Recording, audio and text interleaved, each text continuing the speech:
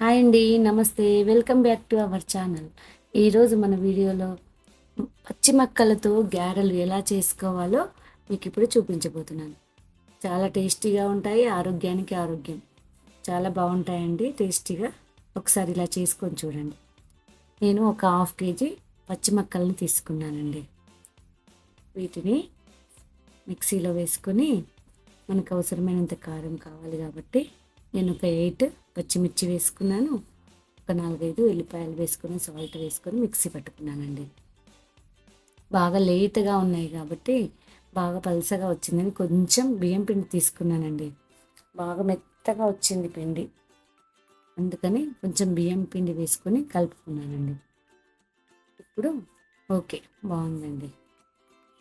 దీన్ని ఒక ముకుట్లో నూనె తీసుకొని బాగా వేడి కానివ్వాలండి.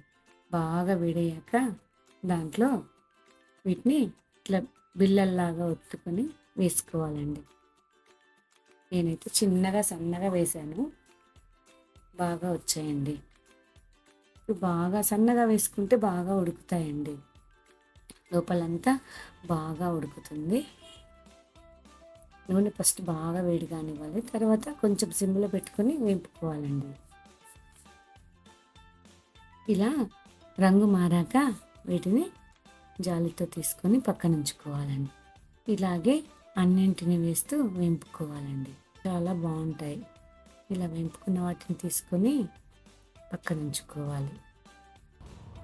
సాస్లో డిప్ చేసుకొని తినండి, చాలా టేస్టీగా ఉంటుంది.